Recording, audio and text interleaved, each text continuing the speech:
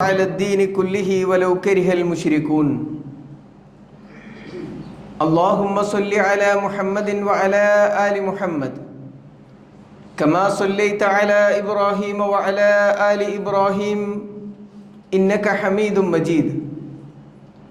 اللهم بارك على محمد وعلى آل محمد كما باركت على إبراهيم وعلى آل إبراهيم إنك حميد مجيد. أما بعد فإن خير الكلام كلام الله وخير السنن سنن محمد صلى الله عليه وسلم وشر الأمور محدثاتها وكل محدثة بدعة وكل بدعة ضلالة. أعوذ بالله من الشيطان الرجيم. بسم الله الرحمن الرحيم.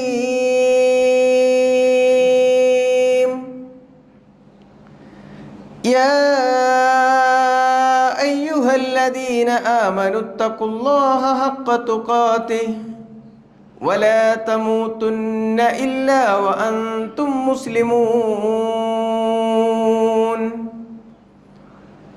يا أيها الذين آمنوا اتقوا الله وقولوا قولا سديدا يصلح لكم أعمالكم ويغفر لكم ذنوبكم ومن يطع الله ورسوله فقد فاز فوزا عظيما.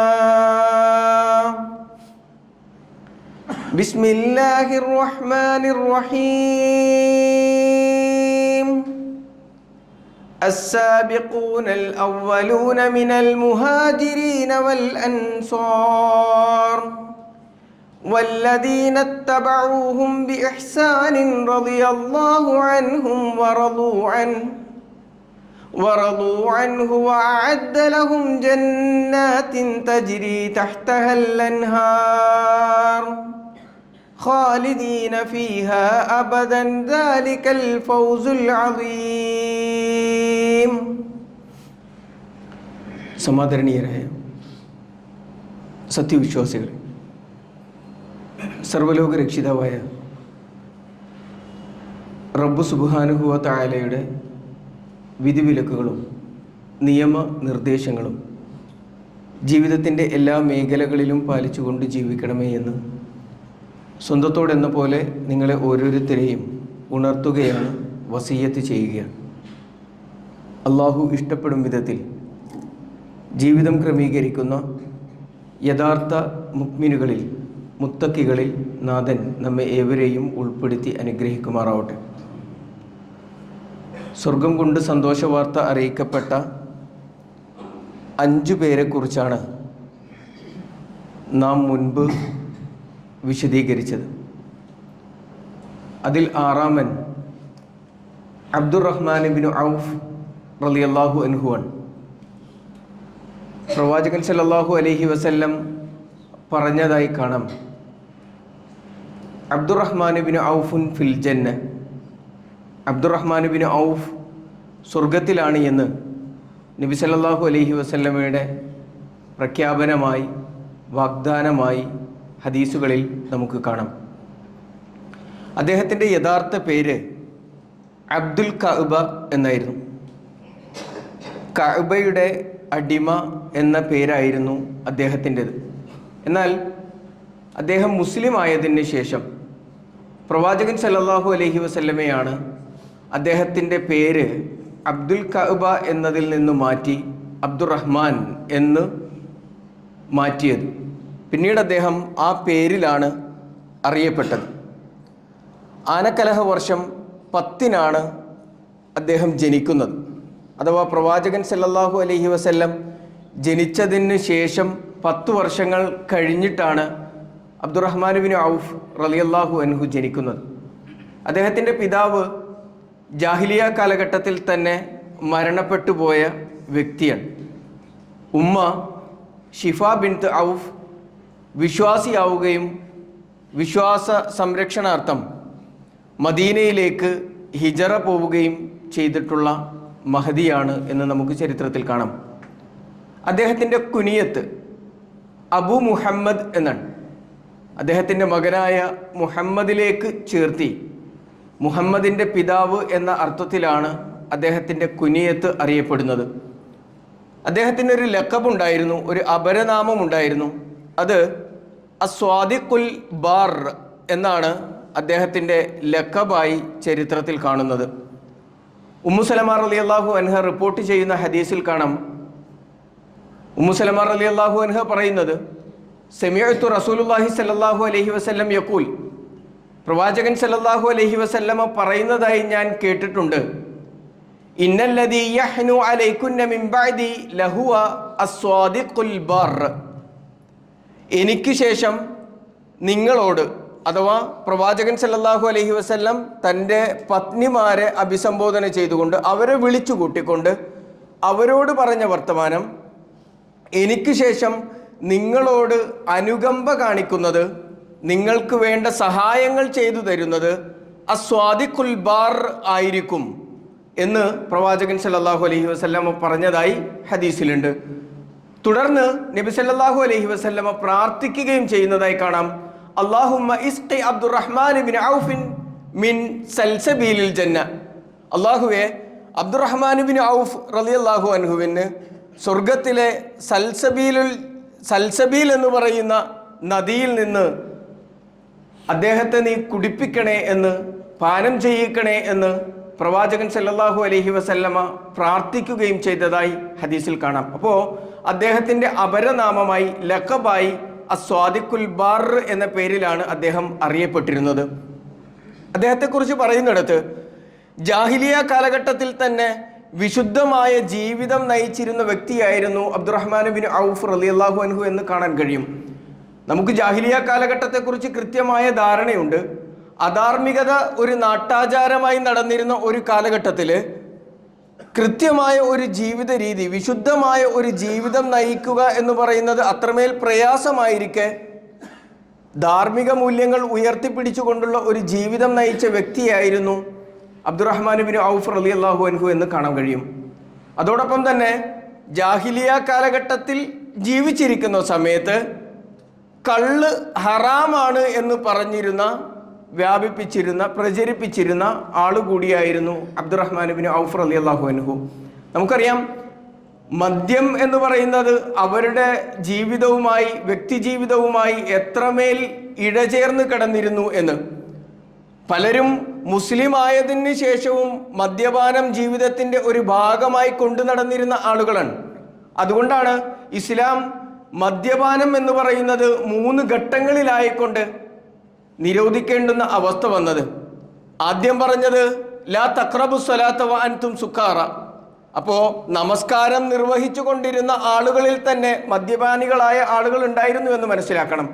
നിങ്ങൾ നമസ്കാരത്തിലേക്ക് മദ്യപാനികളായിക്കൊണ്ട് അല്ലെങ്കിൽ ലഹരി ബാധിതരായിക്കൊണ്ട് നിങ്ങൾ നമസ്കാരത്തെ സമീപിക്കരുത്. ഇങ്ങനെ ഒരു ആയത്തിറങ്ങിയപ്പോൾ അവർക്ക് ലുഹർ കഴിഞ്ഞിട്ട് കുടിക്കാൻ കഴിയണില്ല, സുബഹി കഴിഞ്ഞിട്ട് കുടിക്കാൻ കഴിയണില്ല. കാരണം ലുഹറാകുമ്പോഴേക്ക് ആ ലഹരിയിൽ നിന്ന് മുക്തമാവില്ല.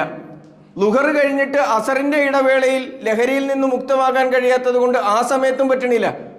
അസർ കഴിഞ്ഞിട്ട് മഗ്രിബിനിടയിലുള്ള സമയവും മഗ്രിബിന് ശേഷം ഇശാഇനിടയിലുള്ള സമയവും കുറവായതുകൊണ്ട് തന്നെ മദ്യപാനം സാധ്യമാകാതെ വന്നു. ആകെ കുടിക്കാൻ കഴിയുന്ന ഒരു സമയം ഇശാഇന് ശേഷമാണ്. കുടിച്ച് കിടന്നുറങ്ങുക, സുബഹി ആവുമ്പോഴത്തേക്ക് ലഹരിയിൽ നിന്ന് മുക്തമായി വരുന്ന ഒരു അവസ്ഥയിലേക്ക്. അപ്പോൾ ജീവിതത്തിൽ നിന്ന് പരമാവധി ആ ലഹരിയെ ഒഴിവാക്കുവാനുള്ള കൽപ്പനയാണ് ആദ്യം ഉണ്ടായത്. ലാ തഖ്റബു സ്വലാത്ത വ അൻതും സുക്കാറ. ലഹരി ബാധിതരായി നിങ്ങൾ നമസ്കാരത്തെ സമീപിക്കരുത്. രണ്ടാമത്തെ ഘട്ടം പറഞ്ഞത് ഇസ്മുഹുമ അക്ബറു മിൻ നഫ്ഇഹിമ. നിങ്ങൾക്ക് അതിൻ്റെ ഉപകാരത്തേക്കാൾ കൂടുതൽ ഉപദ്രവമാണ് എന്നുള്ളത് കൊണ്ട് നിങ്ങൾ അതിൽ നിന്ന് പിന്തിരിയണം എന്ന കൽപ്പനയാണ് അല്ലാഹു സുബ്ഹാനഹു വ തആലയുടെ അടുക്കൽ നിന്ന് വന്നത്. മൂന്നാം ഘട്ടത്തിലാണ് സമ്പൂർണമായ മദ്യനിരോധനം ഇസ്ലാം ഏർപ്പെടുത്തുന്നത്. ഇന്നമൽ ഖംറു വൽ മൈസിർ വൽ അൻസ്വാബു വൽ അസ്ലാം റിജ്സും മിൻ അമലി ശൈത്വാൻ. തീർച്ചയായും മദ്യവും അതുപോലെ തന്നെ മൈസിറും ചൂതാട്ടവും തുടർന്ന് അവരുടെ കാലഘട്ടത്തിൽ നടത്തിയിരുന്ന ശകുനം നോക്കുന്നതിനുള്ള കൊമ്പും എല്ലാം, അമ്പ് ഉപയോഗിക്കുന്നതും എല്ലാം ഷെയ്ത്താന്റെ മ്ലേച്ഛമായ പ്രവർത്തനമാണ് എന്നും അത് നിങ്ങൾ ഒഴിവാക്കണമെന്നും. അപ്പോൾ അത്രമേൽ അവരുടെ ജീവിതവുമായി ഇഴചേർന്ന് കിടന്നിരുന്ന ഒരു സംഭവം ജാഹിലിയ കാലഘട്ടത്തിൽ തന്നെ ഹറാമാണ് എന്ന് വാദിക്കുകയും ജീവിതത്തിൽ നിന്ന് ഒഴിവാക്കുകയും ചെയ്ത ആളായിരുന്നു അബ്ദുറഹ്മാൻ ഇബ്നു ഔഫ് റളിയല്ലാഹു അൻഹു എന്ന് നമുക്ക് ചരിത്രത്തിൽ കാണാം. ഇസ്ലാം സ്വീകരിച്ച ആദ്യ 8 വ്യക്തികളിൽ ഒരാളായിരുന്നു അബ്ദുറഹ്മാൻ ഇബ്നു ഔഫ് റളിയല്ലാഹു അൻഹു. അബൂബക്കർ സിദ്ദീഖ് റളിയല്ലാഹു അൻഹു വഴി ഇസ്ലാമിലേക്ക് കടന്നു വന്ന ഒരു വ്യക്തി കൂടിയാണ് അദ്ദേഹം. അദ്ദേഹത്തിൻ്റെ വിശ്വാസ സംരക്ഷണാർത്ഥം അബിസീനിയയിലേക്ക് 2 തവണയും പിന്നീട് മദീനയിലേക്കും ഹിജറ പോയ ആൾ കൂടിയാണ് അബ്ദുറഹ്മാൻ ഇബ്നു ഔഫ് റളിയല്ലാഹു അൻഹു. അദ്ദേഹം മദീനയിലേക്ക് ഹിജറ പോകുന്ന സമയത്ത് മിസ്കീനായിട്ടാണ് ഹിജറ ചെയ്യുന്നത് എന്ന് ചരിത്രം. കയ്യിൽ ഒന്നുമില്ലാതെ ദരിദ്രനായിട്ടാണ് അദ്ദേഹം മദീനയിലേക്ക് ഹിജറ പോയത്. ഏകദേശം മദീനയിലേക്ക് ഹിജറ പോയ സഹാബിമാരുടെ എല്ലാം, മുഹാജിറുകളായ ആളുകളുടെ എല്ലാം അവസ്ഥ ഇതുതന്നെയാണ്. എന്നാൽ പ്രവാചകൻ സല്ലല്ലാഹു അലൈഹി വസല്ലം മദീനയിലുള്ള അൻസാറുകളെയും മക്കയിൽ നിന്ന് ഹിജറ ചെയ്തു വന്ന മുഹാജിറുകളെയും സാഹോദര്യത്തിൽ ഏർപ്പെടുത്തുകയാണ് ചെയ്തത്. ഓരോ സഹോദരന്മാരെ നിശ്ചയിച്ചു കൊടുക്കുകയാണ് പ്രവാചകൻ സല്ലല്ലാഹു അലൈഹി വസല്ലമ ചെയ്തത്. ആ സഹോദരന്മാരോട് അൻസ്വാറുകൾക്കുണ്ടായിരുന്ന സമീപനം എന്തായിരുന്നുവെന്ന് വിശുദ്ധ ഖുർആൻ വളരെ കൃത്യമായി 59-ാം അധ്യായം സൂറത്തുൽ ഹശ്റിലെ 9-ാമത്തെ വചനത്തിൽ വിശദീകരിക്കുന്നുണ്ട്. വല്ലദീന തബവ്വഉദ്ദാറ വൽ ഈമാന മിൻ ഖബ്ലിഹിം, ഈ മുഹാജിറുകളായ ആളുകൾ മക്കയിൽ നിന്ന് ഹിജറ പുറപ്പെട്ട് മദീനയിലേക്ക് എത്തുന്നതിന് മുൻപ് അവരുടെ ഈമാനും അവരുടെ വീടകങ്ങളും തൻ്റെ സഹോദരന്മാർക്ക് വേണ്ടി ഒരുക്കി വെച്ച അൻസ്വാറുകളായ ആളുകൾ യുഹിബ്ബൂന മൻ ഹാജറ ഇലൈഹിം, അവരിലേക്ക് ഹിജറ ചെയ്തു വന്ന ആളുകളെ അവർ വെറുക്കുകയല്ല ചെയ്തത്. പലരെയും ഹിജറ ചെയ്തു വന്ന മുഹാജിറുകളിൽ, മുസ്ലിമുകളിൽ പലരെയും അവരാദ്യം കാണുകയാണ്. അവർ മുൻപ് കണ്ടിട്ട് പോലും ഇല്ലാത്ത ആളുകളെ ഒരു ദിവസം പ്രവാചകൻ സല്ലല്ലാഹു അലൈഹി വസല്ലം ഇന്നു മുതൽ ഇവൻ നിന്റെ സഹോദരനാണ് എന്ന് പറഞ്ഞ് അവരിൽ ഉഖുവത്ത് സ്ഥാപിക്കുമ്പോൾ, സാഹോദര്യം സ്ഥാപിച്ചു കൊടുക്കുമ്പോഴേക്ക് അവരെ അങ്ങേയറ്റം സ്നേഹത്തോടു കൂടിയാണ് അവർ കാണുന്നത്.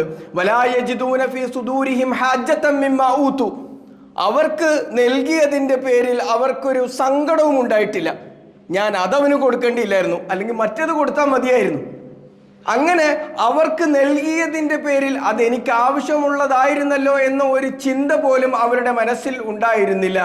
വയൂസിറൂന അലാ അൻഫുസിഹിം വലൗ കാന ബിഹിം ഖസാസ, അവർ ദാരിദ്ര്യത്തിലായിരിക്കെ തന്നെ, അവർക്ക് അവരുടെ ധനത്തിനോട് അത്രമേൽ ആവശ്യമുണ്ടായിരിക്കെ തന്നെ തങ്ങളുടെ താല്പര്യങ്ങൾ പരിഗണിക്കാതെ തങ്ങൾക്ക് പ്രവാചകൻ സല്ലല്ലാഹു അലൈഹി വസല്ലം രക്തബന്ധം വഴിയല്ലാതെ വിശ്വാസബന്ധത്തിലൂടെ ഏർപ്പെടുത്തി തന്ന സഹോദരന്മാർക്ക് തങ്ങളുടേതെല്ലാം നൽകാൻ പ്രാപ്തരായിരുന്ന, സന്നദ്ധരായിരുന്ന അൻസ്വാറുകളെ വിശുദ്ധ ഖുർആൻ ഈ വിധത്തിൽ വർണ്ണിക്കുന്നതായി കാണുവാൻ സാധിക്കും. അങ്ങനെ ആയിരുന്നു വിശ്വാസികൾക്കിടയിലുള്ള സാഹോദര്യം എന്ന് വിശുദ്ധ ഖുർആൻ നമ്മെ പഠിപ്പിച്ചു തരുന്നതായി കാണുവാൻ സാധിക്കും. ആ രൂപത്തിലുള്ള ഒരു ഉഖുവത്ത്, ഒരു സാഹോദര്യം അവർക്കിടയിൽ വളർത്തിയെടുക്കാൻ പ്രവാചകൻ സല്ലല്ലാഹു അലൈഹി വസല്ലമക്ക് കഴിഞ്ഞു.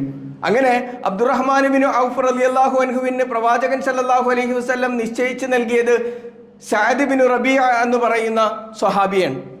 അദ്ദേഹമായിരുന്നു അബ്ദുറഹ്മാൻ ഇബ്നു ഔഫ് റളിയല്ലാഹു അൻഹുവിൻ്റെ സഹോദരൻ മദീനയിൽ.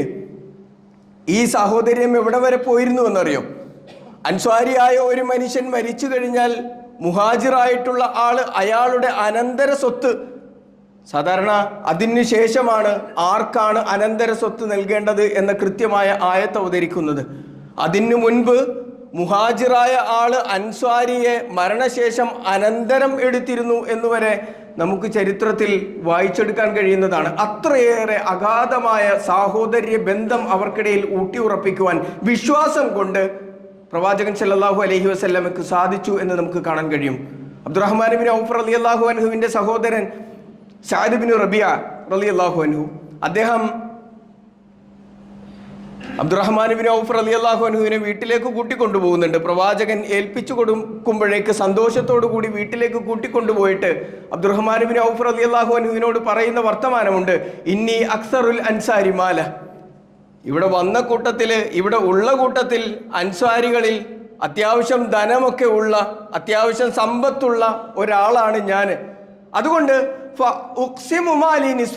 ഞാൻ എൻ്റെ ധനം 2ആയി പകുക്കാം, ഞാൻ എൻ്റെ സമ്പത്ത് 2ആയി പാതിയാക്കാം, അതിനെ വീതം വെക്കാം. അതിൽ ഒരു ഭാഗം എനിക്കും ഒരു ഭാഗം ഞാൻ താങ്കൾക്കും തരാൻ തയ്യാറാണ്. അഥവാ അതുവരെയും അധ്വാനിച്ച സമ്പാദിച്ച തൻ്റെ സമ്പാദ്യത്തിൽ നിന്ന് പ്രവാചകൻ സല്ലല്ലാഹു അലൈഹി വസല്ലം ഒരു ദിവസം ഒരാളുടെ കൈപിടിച്ച് ഇന്നു മുതൽ ഇവൻ നിന്റെ സഹോദരനാണ് എന്ന് പറഞ്ഞ് ഏൽപ്പിക്കുമ്പോഴേക്ക് അവനെ സന്തോഷത്തോടു കൂടി വീട്ടിൽ വിളിച്ചു കൊണ്ടുവന്നിട്ട് അവനോട് പറയുന്ന ആദ്യത്തെ വർത്തമാനം, എൻ്റെ ധനത്തിൻ്റെ പകുതി ഞാൻ നിനക്ക് തരാൻ തയ്യാറാണ് എന്ന. മാത്രമല്ല, വലി ഇമ്രഅത്താൻ, എനിക്ക് 2 ഭാര്യമാരുണ്ട്.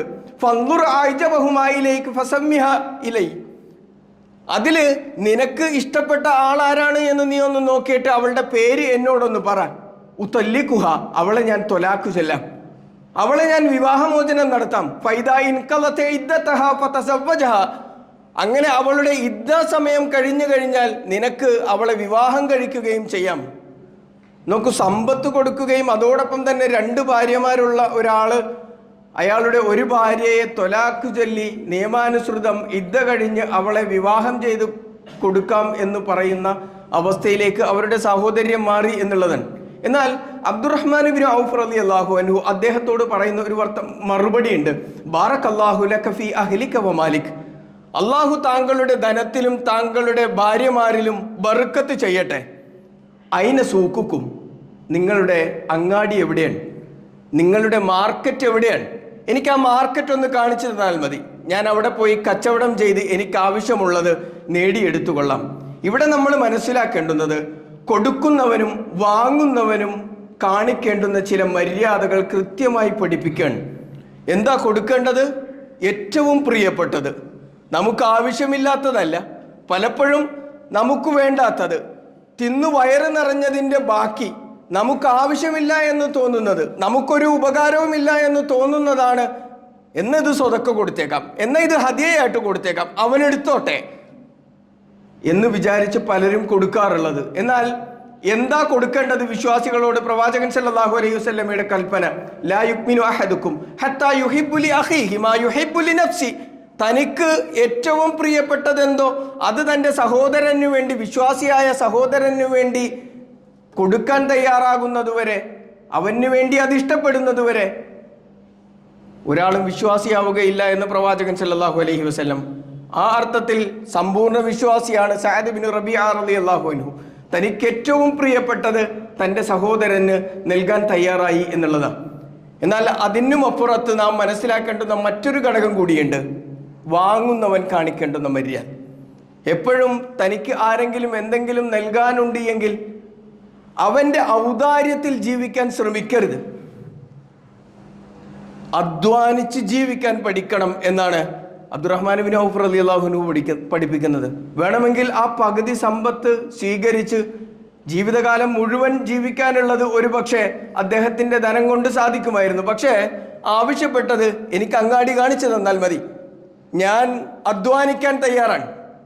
ഇങ്ങനെ വാങ്ങുന്ന ആളുകൾ ഒരു കാലത്തും ഒരിക്കലും അവരെ ഡിപ്പെൻഡ് ചെയ്തിട്ട് എല്ലാ കാലത്തും ജീവിക്കാൻ ശ്രമിക്കരുത്. അങ്ങനെ വന്നാൽ വലിയ അപകടങ്ങൾ ഉണ്ടാകും. കാരണം അവരുടെ ആശ്രിതരായി നമ്മൾ മാറിക്കഴിഞ്ഞാൽ പലതിനും വഴങ്ങേണ്ടി വരും എന്നുള്ളതാണ്. വിശ്വാസം പറയുന്നിടത്ത് പോലും അല്ലെങ്കിൽ ആദർശം പ്രകടിപ്പിക്കുന്നിടത്ത് പോലും ചിലപ്പോൾ വഴങ്ങിക്കൊടുക്കേണ്ടുന്ന അവസ്ഥ അങ്ങനെ ഡിപ്പെൻഡുകളായി ജീവിക്കുന്ന ആളുകൾക്ക്, ആശ്രിതരായി ജീവിക്കുന്ന ആളുകൾക്ക് ഉണ്ടാകും. അതുണ്ടാവാൻ പാടില്ല. നമ്മുടെ അഭിപ്രായങ്ങൾ തുറന്നു പറയണം എന്നുണ്ടെങ്കിൽ സ്വതന്ത്രമായി നിൽക്കാൻ നമുക്ക് കഴിയണം. അങ്ങനെ ഒരു പാഠം കൂടി പഠിപ്പിക്കുന്നുണ്ട് ചരിത്രത്തിൽ നിന്ന്. അബ്ദുറഹ്മാൻ ഇബ്നു ഔഫ് റളിയല്ലാഹു അൻഹുവിന് അദ്ദേഹം അങ്ങാടി കാണിച്ചു കൊടുത്തു. അവിടേക്ക് പോയി അദ്ദേഹം കച്ചവടം ചെയ്തു. മദീനയിലെ അറിയപ്പെട്ട സമ്പന്നനായി അബ്ദുറഹ്മാൻ ഇബ്നു ഔഫ് റളിയല്ലാഹു അൻഹു മാറി എന്ന് നമുക്ക് ചരിത്രത്തിൽ കാണുവാൻ കഴിയും. എന്നാൽ അദ്ദേഹം സമ്പാദിച്ചതിൽ നിന്ന് അള്ളാഹുവിൻ്റെ മാർഗത്തിൽ ചിലവഴിക്കാനും ആവശ്യക്കാരായ ആളുകൾക്ക് സ്വതക്ക നൽകുവാനും അബ്ദുറഹ്മാൻ ഇബ്നു ഔഫ് റളിയല്ലാഹു അൻഹുവിന് യാതൊരുവിധ മടിയും ഉണ്ടായിരുന്നില്ല. ചരിത്രത്തിൽ കാണാം നമുക്ക്. അബ്ദുറഹ്മാൻ ഇബ്നു ഔഫ് റളിയല്ലാഹു അൻഹു ഒരിക്കൽ അദ്ദേഹത്തിൻ്റെ ഒരു സ്ഥലം ഉസ്മാൻ ഇബ്നു അഫ്ഫാൻ റളിയല്ലാഹു അൻഹുവിന് വിറ്റു. 40,000 ദീനാറിനാണ് സ്ഥലം കച്ചവടമാക്കിയത്. 40,000 ദീനാർ എന്ന് പറഞ്ഞാൽ 40,000 സ്വർണ്ണ നാണയമാണ്. 40,000 സ്വർണ്ണ നാണയത്തിന് വിറ്റ ആ സ്ഥലത്തിൻ്റെ പണം അദ്ദേഹം അത് സ്വീകരിച്ചതിന് ശേഷം മദീനയിലെ പാവപ്പെട്ടവരായ ആളുകൾക്ക് വേണ്ടി അത് വീതം വെച്ച് കൊടുക്കുകയും പ്രവാചകൻ സല്ലല്ലാഹു അലൈഹി വസല്ലമയുടെ പത്നിമാർക്ക് അതിൽ നിന്ന് ഒരു വിഹിതം അദ്ദേഹം നൽകുകയും ചെയ്തു എന്ന്. അതിൽ നിന്നൊരു വിഹിതം ആയിഷ റളിയല്ലാഹു അൻഹയുടെ അടുക്കലേക്ക് എത്തുമ്പോഴേക്ക് ആയിഷ റളിയല്ലാഹു അൻഹ പറയുന്ന ഒരു വർത്തമാനമുണ്ട്.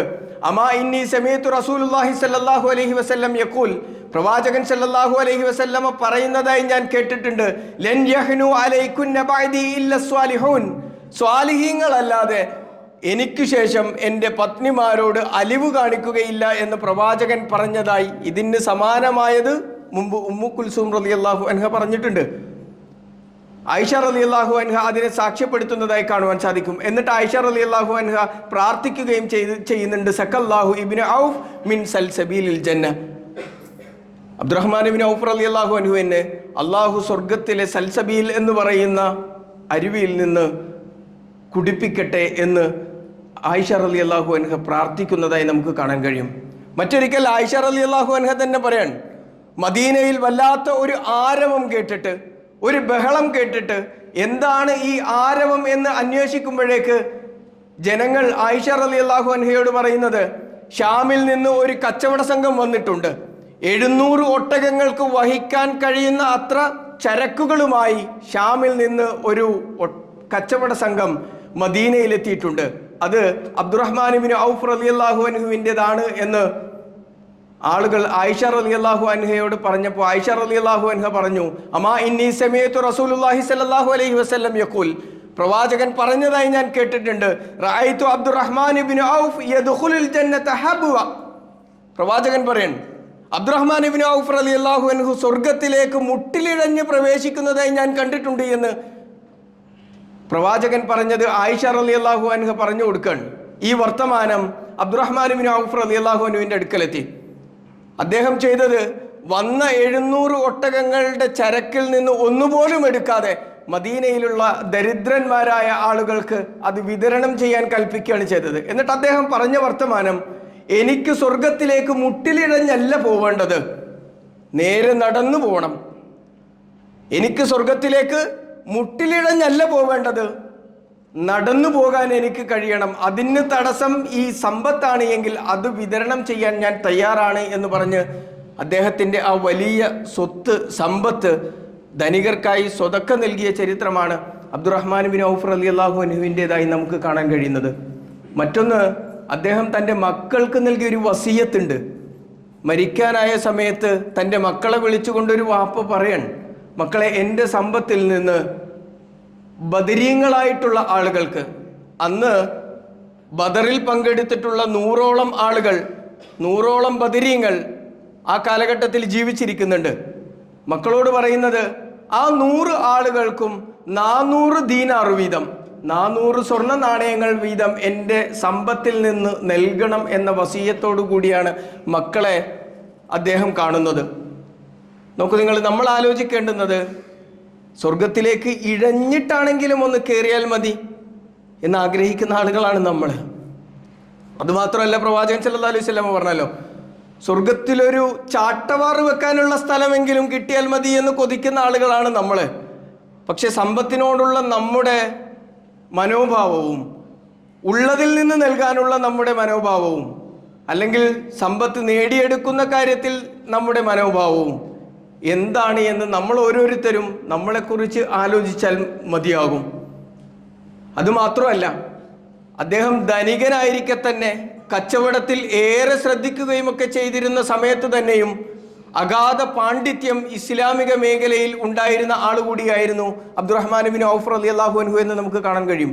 ഒരിക്കൽ ഉമർ ഇബ്നുൽ ഖത്താബ് റളിയല്ലാഹു അൻഹു അദ്ദേഹം ഖലീഫയായിരിക്കുന്ന സമയത്ത് ഷാമിലേക്ക് ഒരു യാത്ര പുറപ്പെടുകയാണ്.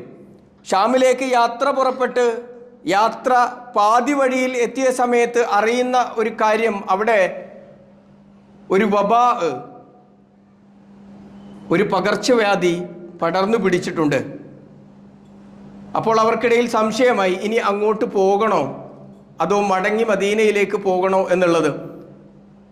സ്വഹാബിമാർ വ്യത്യസ്തങ്ങളായ അഭിപ്രായങ്ങൾ പറഞ്ഞു. ഉമർ ഇബ്നുൽ ഖത്താബ് റളിയല്ലാഹു അൻഹു അബ്ദുറഹ്മാൻ ഇബ്നു ഔഫ് റളിയല്ലാഹു അൻഹുവിൻ്റെ അടുക്കൽ വന്നുകൊണ്ട് ഫത്വ ചോദിച്ചു, എന്താണ് ഇനി ചെയ്യേണ്ടത് എന്ന്. അപ്പോൾ അദ്ദേഹം പറഞ്ഞത്, പ്രവാചകൻ സല്ലല്ലാഹു അലൈഹി വസല്ലമ പറഞ്ഞതായി ഞാൻ കേട്ടിട്ടുണ്ട്, ഇദാ സമയത്തും ബിഹാദൽ വബാഇ ബിബലദിൻ, നിങ്ങൾ ഒരു നാട്ടിൽ പ്ലേഗ് പോലെയുള്ള, അന്ന് പ്ലേഗാണ് ഷാമിൽ പരന്നിട്ടുള്ളത്, അങ്ങനെയുള്ള എന്തെങ്കിലും ഒരു പകർച്ചവ്യാധി ഒരു നാട്ടിൽ ഉണ്ട് എന്ന് നിങ്ങൾ അറിഞ്ഞു കഴിഞ്ഞാൽ ഫലാ തഖ്ദിമു അലൈഹി, നിങ്ങൾ അവിടേക്ക് പോകരുത്. വഇദാ വഖഅ അൻതും ഫീഹി, നിങ്ങൾ അവിടെ ഉണ്ടായിരിക്കെയാണ് ആ പകർച്ചവ്യാധി ആ നാട്ടിൽ ഉണ്ടാകുന്നത് എങ്കിൽ ഫലാ തഖ്റുജു ഫിറാറൻ മിൻഹു, ഭയന്ന് നിങ്ങൾ ആ നാട്ടിൽ നിന്ന് വേറൊരു സ്ഥലത്തേക്ക് പോകാനും പാടില്ല. അതുകൊണ്ട് ഉമർ ഇബ്നുൽ ഖത്താബ് റളിയല്ലാഹു അൻഹു ആ തീരുമാനമെടുക്കുകയും തിരിച്ച് മദീനയിലേക്ക് പോവുകയും ചെയ്തു. നമുക്കറിയാം, നമ്മുടെ കൊറോണയുടെ കാലഘട്ടത്തിൽ എന്ത് സമീപനം സ്വീകരിക്കണം എന്നുള്ളത് നമ്മൾ കണ്ടതാണ്. അബ്ദുറഹ്മാൻ ഇബ്നു ഔഫ് റളിയല്ലാഹു അൻഹു പറഞ്ഞ ഈ വർത്തമാനമാണ് അതിനൊക്കെ പ്രേരണയായി ഘടകമായിക്കൊണ്ട് നമ്മളെ ആ തീരുമാനമെടുക്കാൻ സ്വീകരിക്കാൻ തയ്യാറാക്കിയത് എന്ന് നമുക്ക് കാണാൻ കഴിയും. മറ്റൊന്ന്, ഉമർ ഇബ്നുൽ ഖത്താബ് റളിയല്ലാഹു അൻഹുവിൻ്റെ കാലഘട്ടത്തിൽ തന്നെ പേർഷ്യ പിടിച്ചെടുത്തു. പേർഷ്യ ഇസ്ലാമിൻ്റെ കീഴിലേക്ക് വന്നു. അപ്പോൾ ഉണ്ടായ ഒരു സംശയം, മജൂസികളായ ആളുകളിൽ നിന്ന് ജിസിയ പിരിക്കാൻ കഴിയുമോ എന്നുള്ളതാണ്. മജൂസികൾ എന്ന് പറയുന്നത് അഗ്നി ആരാധകരായിട്ടുള്ള ആളുകളാണ്. പ്രവാചകൻ സല്ലല്ലാഹു അലൈഹി വസല്ലം നസ്രാണികളിൽ നിന്നും ജൂതന്മാരിൽ നിന്നും ജിസിയ പിരിച്ചെടുത്തതിന് തെളിവുകൾ അവർക്കറിയാം. പക്ഷേ മജൂസികളായിട്ടുള്ള ആളുകളിൽ നിന്ന് ജിസിയ പിരിച്ചെടുക്കാൻ കഴിയുമോ എന്ന് സംശയം വന്നപ്പോൾ അബ്ദുറഹ്മാൻ ഇബ്നു ഔഫ് റളിയല്ലാഹു അൻഹു ആണ് പ്രവാചകൻ സല്ലല്ലാഹു അലൈഹി വസല്ലം ഹിജ്ർ എന്ന് പറയുന്ന സ്ഥലത്തുള്ള മജൂസികളായ അഗ്നിയാരാധകരായ ആളുകളിൽ നിന്ന് ജിസിയ പിരിച്ചെടുത്തതായി റിപ്പോർട്ട് ചെയ്യുന്നത്. അങ്ങനെ ആ തീരുമാനമെടുക്കാൻ ഉമർ ഇബ്നുൽ ഖത്താബ് റളിയല്ലാഹു അൻഹുവിനെ പ്രാപ്തനാക്കിയത് അദ്ദേഹത്തിൻ്റെ പാണ്ഡിത്യമായിരുന്നു എന്ന് നമുക്ക് ചരിത്രത്തിൽ നിന്ന് കാണാൻ കഴിയും. അപ്പോൾ സമ്പത്ത് നേടിയെടുക്കുകയും ആ സമ്പത്ത് അള്ളാഹുവിൻ്റെ മാർഗത്തിൽ വിനിയോഗിക്കാൻ യാതൊരു മടിയും കാണിക്കാതിരിക്കുകയും ചെയ്ത വ്യക്തിയായിരുന്നു അബ്ദുറഹ്മാൻ ഇബ്നു ഔഫ് റളിയല്ലാഹു അൻഹു എന്ന് നമുക്ക് അദ്ദേഹത്തിൻ്റെ ചരിത്രത്തിൽ നിന്ന് കാണാൻ കഴിയും.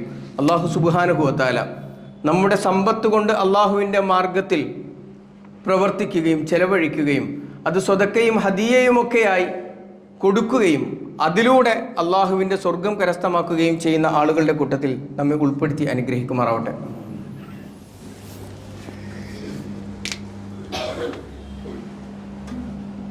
അൽഹംദുലില്ലാഹ്, അസ്സലാത്തു വസ്സലാമു അലാ റസൂലിഹിൽ അമീൻ വഅലാ ആലിഹി വസഹ്ബിഹി അജ്മഈൻ, അമ്മാ ബഅദ്.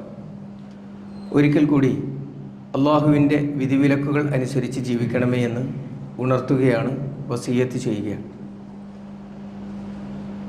അബ്ദുറഹ്മാൻ ഇബ്നു ഔഫ് റളിയല്ലാഹു അൻഹുവിനെ കുറിച്ച് പറയുന്നിടത്ത്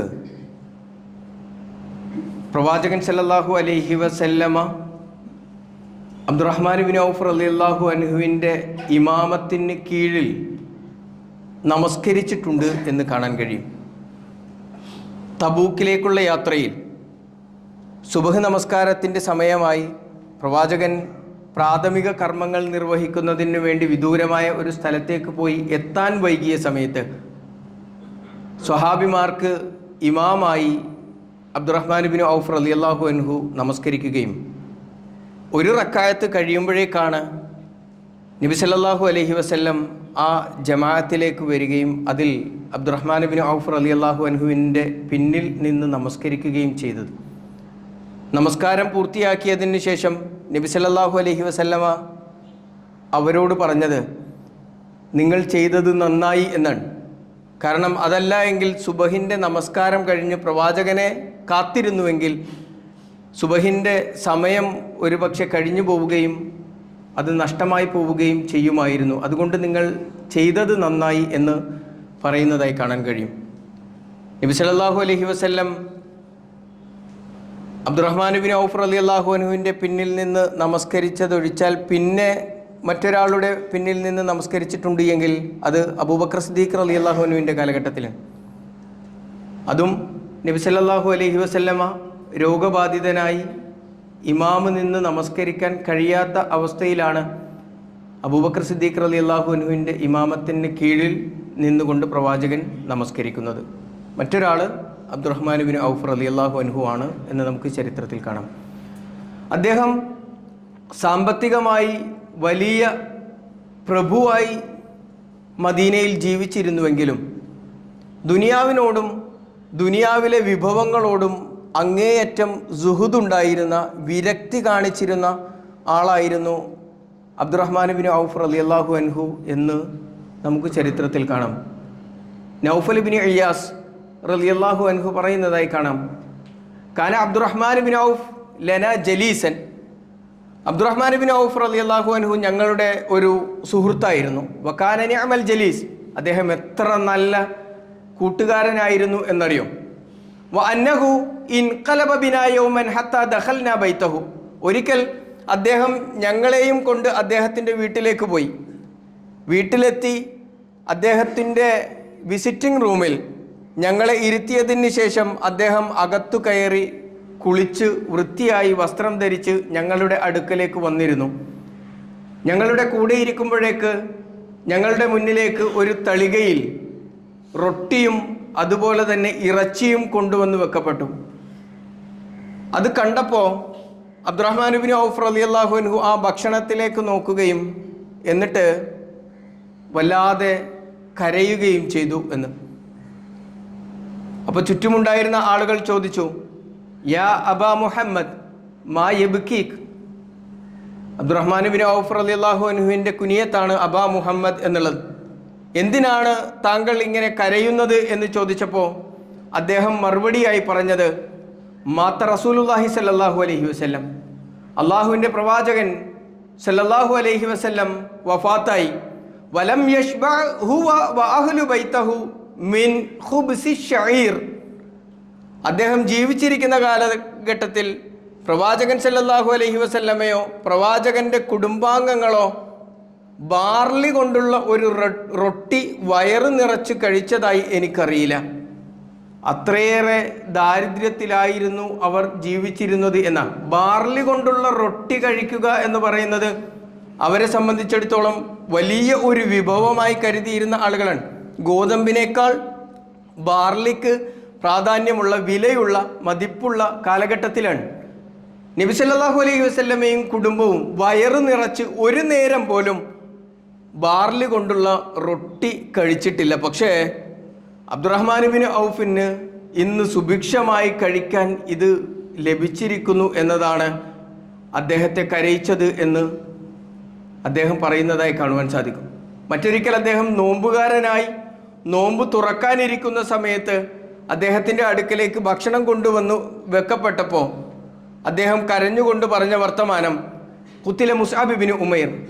മുസ്അബ് ഇബ്നു ഉമൈർ റളിയല്ലാഹു അൻഹു കൊല ചെയ്യപ്പെട്ടിട്ടുണ്ട്. വഹുവ ഖൈറും മിന്നി, അദ്ദേഹം എന്നേക്കാൾ ഉത്തമനായിരുന്നു. വഖഫന ഫീ ബുർദത്തിൻ, അദ്ദേഹത്തിന് മരണം ആസന്നമായ അല്ലെങ്കിൽ അദ്ദേഹം മരണപ്പെട്ടതിന് ശേഷം അദ്ദേഹത്തെ കഫം ചെയ്തത് ഒരൊറ്റ പുതപ്പ് കൊണ്ടാണ്. ഇൻ ഉതിയ റഅസഹു ബദത് റിജ്ലഹു, അദ്ദേഹത്തിൻ്റെ തല മറക്കുകയാണ് എങ്കിൽ അദ്ദേഹത്തിൻ്റെ കാല് വെളിവാവുകയും, വൈൻ ഉതിയത് റിജ്ലഹു ബദാ റഅസഹു, അദ്ദേഹത്തിൻ്റെ തല മറക്കുന്ന സമയത്ത് കാലും തിരിച്ച് കാലാണ് മറക്കുന്നത് എങ്കിൽ തലയും വെളിവാകുന്ന രൂപത്തിൽ കഫം ചെയ്യാൻ പൂർണ്ണമായി ഉപയോഗിക്കാൻ കഴിയാത്ത ഒരു പുതപ്പ് കൊണ്ടാണ് അദ്ദേഹം കഫം ചെയ്യപ്പെട്ടത് എന്ന്. വഖാൽ, എന്നിട്ട് പിന്നെയും പറഞ്ഞു, കുത്തില ഹംസ, ഹംസ റളിയല്ലാഹു അൻഹു മരണപ്പെട്ടു. വഹുവ ഖൈറും മിന്നി, അദ്ദേഹവും എന്നേക്കാൾ ഉത്തമനായിരുന്നു. ഫലം യൂജദ് ലഹു മാ യക്ഫുനു ഫീഹി ഇല്ലാ ബുർദതൻ, അദ്ദേഹത്തെയും കഫം ചെയ്യാൻ ഒരു പുതപ്പല്ലാതെ മറ്റൊന്നും ലഭിച്ചിരുന്നില്ല. നമ്മളൊക്കെ 3 തുണി കൊണ്ടാണ് കഫം ചെയ്യുന്നതും മറമാടുന്നതുമെല്ലാം. എന്നാൽ ഹംസ റളിയല്ലാഹു അൻഹുവിന് കഫം ചെയ്യുന്നതിന് വേണ്ടി ഒരു ബുർദയല്ലാതെ, ഒരു പുതപ്പല്ലാതെ അദ്ദേഹത്തിന് ഉണ്ടായിരുന്നില്ല എന്ന്. സുമ്മ ബസത ലനാ മിനദ് ദുനിയാ മാ ബസത്, പിന്നീട് അല്ലാഹു സുബ്ഹാനഹു വ തആല നമുക്ക് ഈ ദുനിയാവ് വല്ലാതെ അങ്ങ് വിശാലമാക്കി തന്നിരിക്കുന്നു. വഖദ് ഖശീന അൻ തകൂന ഹസനാതുന അജ്ജലത് ലന, ഞാൻ ഭയപ്പെടുന്നത് ഞാൻ ചെയ്യുന്ന നന്മകൾക്കൊക്കെയുള്ള പ്രതിഫലം ഈ ദുനിയാവിൽ വെച്ച് തന്നെ ഈ ധനമായി സൗകര്യങ്ങളായി അള്ളാഹു നൽകുകയാണോ എന്ന ഭയമാണ് ആ ഭക്ഷണം വേണ്ട എന്ന് വെക്കാനും അത് നോക്കിയിരിക്കുമ്പോൾ കരച്ചിൽ വരാനും അദ്ദേഹത്തെ പ്രേരിപ്പിച്ചത് എന്നാണ്. അവരുടെ ഭയം എന്ന് പറയുന്നത് ജീവിതത്തിൽ സൗകര്യങ്ങൾ ലഭിക്കുമ്പോൾ, ധനം ലഭിക്കുമ്പോൾ ഇതൊക്കെ പടച്ച റബ്ബ് പരലോകത്തിന് പകരമായി ഇവിടെ വെച്ച് തന്നെ പ്രതിഫലം നൽകി അവസാനിപ്പിക്കുകയാണോ എന്ന ഭയം അവരിൽ ഉണ്ടായിരുന്നു എന്നാ. നമ്മുടെ ഭയം എന്താ? നമ്മളൊക്കെ വിശ്വാസികളായി ഇങ്ങനെ നമസ്കാരവും ആരാധനാ കർമ്മങ്ങളും ഒക്കെയായി ജീവിച്ചിട്ടും എന്തേ നമ്മളെ പരിഗണിക്കാത്തത്? ഇതൊന്നുമില്ലാത്ത ആളുകളെ റബ്ബ് വേണ്ടവിധം അനുഗ്രഹിക്കുകയും ചെയ്യുന്നുണ്ടല്ലോ എന്ന് ഒരുപക്ഷെ ആവലാതി പറയുന്ന ആളുകളായിരിക്കും. എന്നാൽ ഒരുപാട് അനുഗ്രഹങ്ങൾ നൽകി അള്ളാഹു അനുഗ്രഹിച്ച സ്വഹാബിമാരുടെ ചിന്ത എന്ന് പറയുന്നത്, പടച്ചവനെ ഇതോടുകൂടി അവസാനിക്കോ? ഇനി സ്വർഗത്തിലേക്ക് ചെല്ലുമ്പോഴേക്ക്, പരലോകത്ത് ചെല്ലുമ്പോഴേക്ക് നിനക്കാവശ്യമായതെല്ലാം ഇഹലോകത്ത് വെച്ച് തന്നു എന്ന് പറഞ്ഞ് കണക്ക് ക്ലോസ് ചെയ്യുമോ എന്ന ഭയമായിരുന്നു അവരെ സംബന്ധിച്ചിടത്തോളം ഉണ്ടായിരുന്നത്. ചരിത്രം പഠിക്കുമ്പോഴേക്ക് നമുക്ക് ലഭിക്കേണ്ടുന്നതും ഇത്തരം ഗുണപാഠങ്ങളാണ്. നമ്മുടെ മനസ്സിലും ഉണ്ടാകേണ്ടുന്നത് ഇത്തരം ഭയങ്ങളാണ്. പടച്ചവനെ, നാളെ പരലോകത്ത് ചെല്ലുമ്പോഴേക്ക് നമുക്ക് ഇവിടെ ലഭിച്ച അനുഗ്രഹത്തിൻ്റെ പേരിൽ നമ്മുടെ നന്മകൾ അതിന് പകരമായി റബ്ബ് കണക്കാക്കുമോ എന്നുള്ള ഭയം. അങ്ങനെ ഉണ്ടാകാതിരിക്കാനുള്ള പ്രാർത്ഥന. അള്ളാഹുവേ, ഈ അനുഗ്രഹങ്ങൾ ഞങ്ങളുടെ ഹസനാത്തുകൾക്ക് പകരമായി നീ കണക്കാക്കരുതേ റബ്ബേ എന്ന പ്രാർത്ഥന. ഞങ്ങളുടെ നന്മകൾക്ക് അർഹമായ പ്രതിഫലം നാളെ പരലോകത്ത് നൽകണമേ എന്നുള്ള പ്രാർത്ഥന. സ്വർഗം നൽകി അനുഗ്രഹിക്കണേ എന്ന പ്രാർത്ഥന. നീ നൽകുന്ന അനുഗ്രഹങ്ങൾ നിന്റെ മാർഗത്തിൽ ചെലവഴിക്കുവാനും അത് ഇല്ലാത്ത ആളുകളെ പരിഗണിക്കാനും പ്രാപ്തമാകും വിധത്തിൽ മനസ്സുകളെ സജ്ജമാക്കുന്ന ആളുകളുടെ കൂട്ടത്തിൽ നീ ഉൾപ്പെടുത്തണേ എന്ന പ്രാർത്ഥന. അത് അള്ളാഹുവിൻ്റെ മാർഗത്തിൽ ചെലവഴിക്കാനുള്ള മനസ്സൊരുക്കം അത് നീ ഞങ്ങൾക്ക് നൽകണേ എന്ന പ്രാർത്ഥന വിശ്വാസികളിൽ നിന്ന് ഉണ്ടാവേണ്ടതുണ്ട്. റബ്ബ് സുബ്ഹാനഹു വ തആല നമുക്ക് തൗഫീഖ് നൽകി അനുഗ്രഹിക്കുമാറാവട്ടെ. അള്ളാഹു നമുക്ക് നൽകിയ അനുഗ്രഹങ്ങളിൽ നന്ദി കാണിക്കുന്നതിനോടൊപ്പം അത് ലഭിക്കാത്ത ആളുകൾക്ക് അതിൻ്റെ വിഹിതം നൽകുന്നതിന് അള്ളാഹു നമുക്കേവർക്കും മനസ്സൊരുക്കം നൽകി അനുഗ്രഹിക്കുമാറാവട്ടെ. നമ്മിൽ നിന്നും വന്നുപോയിട്ടുള്ള ചെറുതും വലുതുമായ അറിഞ്ഞും അറിയാതെയുമുള്ള തെറ്റുകുറ്റങ്ങൾ നാഥൻ നമുക്കേവർക്കും വിട്ടുപുറത്തു മാപ്പാക്കി തരുമാറാവട്ടെ. ഒന്ന് രണ്ട് കാര്യങ്ങൾ സൂചിപ്പിക്കാനുള്ളത്, പ്രാർത്ഥന കൊണ്ട് വസിയത്ത് ചെയ്ത ഒരുപാട് സഹോദരന്മാരുണ്ട്. രോഗം കൊണ്ട് പിതാക്കന്മാരും മാതാക്കന്മാരും സഹോദരിമാരും സഹോദരന്മാരും രോഗങ്ങൾ കൊണ്ട് പ്രയാസപ്പെടുന്ന ആളുകൾ അവരുടെയെല്ലാം ആരോഗ്യത്തിനും രോഗശമനത്തിനും വേണ്ടി പ്രാർത്ഥന കൊണ്ട് വസിയത്ത് ചെയ്തിട്ടുണ്ട്. അവരുടെ എല്ലാം രോഗങ്ങളെ അള്ളാഹു പരിപൂർണമായ ശിഫ നൽകി അനുഗ്രഹിക്കുമാറാവട്ടെ. മറ്റൊന്ന്, നമ്മുടെ പള്ളിയിൽ ഇന്നത്തെ കളക്ഷൻ പള്ളിയുടെ ദൈനംദിന ചിലവുകൾക്ക് വേണ്ടിയുള്ളതാണ്. ഇത് പറഞ്ഞു എങ്കിൽ മാത്രം ഇടപെടലുകൾ ഉണ്ടാകുന്നു എന്നതാണ് നമ്മുടെ ഒരു അവസ്ഥ. എല്ലാ ആഴ്ചയിലും ഇന്നത്തെ കളക്ഷൻ പള്ളിക്കുള്ളതാണ്, നിങ്ങൾ സംഭാവന ചെയ്യണം എന്ന അർത്ഥത്തിൽ പറഞ്ഞില്ല എങ്കിൽ നമ്മുടെ ദൈനംദിന ചിലവുകളുടെ നടത്തിപ്പിന് തടസ്സം വരുന്ന രൂപത്തിലേക്ക് മാറുന്നു എന്നുള്ളതാണ്. അതുകൊണ്ട് നമുക്കൊരു നിയ്യത്ത് ഉണ്ടാവണം, എപ്പോഴും ഇതിൻ്റെ ഒരു ഭാഗമാകണം എന്നുള്ള ഒരു ചിന്തയും നിയ്യത്തും നമുക്ക് ഉണ്ടാവണം. റബ്ബ് സുബ്ഹാനഹു വ തആല അത്തരം ഇടപെടലുകളെ, അത്തരം നന്മകളെ നമ്മളിൽ നിന്ന് സ്വീകരിച്ച് അർഹമായ പ്രതിഫലം നൽകി അനുഗ്രഹിക്കുമാറാവട്ടെ. അതുകൊണ്ട് അതിനോട് എല്ലാവരും കാര്യമായ രൂപത്തിൽ കഴിയും വിധം സഹകരിക്കണം എന്നുകൂടി അഭ്യർത്ഥിക്കുകയാണ്. നമ്മിൽ നിന്നും വന്നുപോയിട്ടുള്ള ചെറുതും വലുതുമായ അറിഞ്ഞും അറിയാതെയുമുള്ള തെറ്റുകുറ്റങ്ങൾ നാഥൻ വിട്ടുപുറത്തു മാപ്പാക്കി തരുമാറാവട്ടെ. നമ്മളിൽ നിന്നും മരണപ്പെട്ടു പോയ മാതാപിതാക്കൾ, ബന്ധുമിത്രാദികൾ, സഹോദരി സഹോദരന്മാർ, അയൽവാസികൾ, സുഹൃത്തുക്കൾ, നമ്മുടെ ഉസ്താദുമാർ, നമ്മുടെ മക്കൾ, അവർക്കെല്ലാം അള്ളാഹു അവരുടെ പാപങ്ങൾ പുറത്തു കൊടുക്കുകയും ഖബറുകളെ വിശാലമാക്കി കൊടുക്കുകയും സ്വർഗം നൽകി അനുഗ്രഹിക്കുകയും ചെയ്യുമാറാവട്ടെ. നമ്മെയും അവരെയും അവൻ്റെ ജന്നാത്തുൽ ഫിർദൗസിൽ ഒരുമിച്ച് കൂട്ടി അനുഗ്രഹിക്കുമാറാവട്ടെ.